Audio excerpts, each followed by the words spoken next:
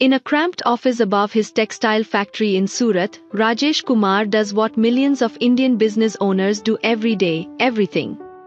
He's on his third phone call this morning, first with a supplier about delayed fabric delivery, then with a worker who didn't show up, and now with a customer complaining about order quality. His laptop sits unopened, and the growth plans he drafted last year haven't been executed for the third quarter in a row. He's trapped playing every role except the one that matters most, the architect of his business future.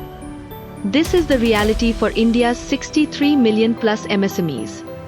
They employ over 500 million plus workers, more than the entire population of the EU, and yet operate in a constant state of barely controlled chaos.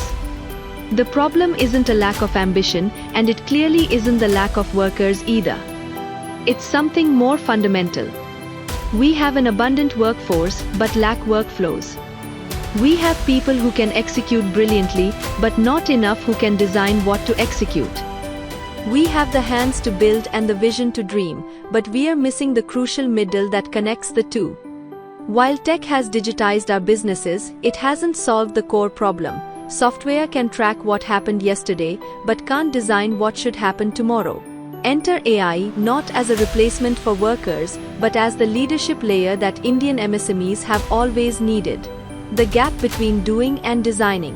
The distinction is crucial. India doesn't lack supervisors, taskmasters, who ensure work gets done. Walk into any small factory and you'll find foremen watching over workers, checking quality, and managing attendance. What we lack are those who can step back and ask, is this the right work? Could we sequence it better? How do we optimize resource allocation?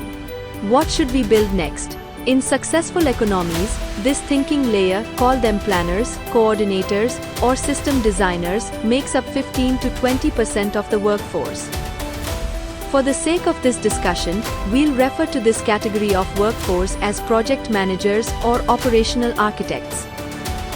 But in India's MSMEs, this entire layer collapses onto the owner.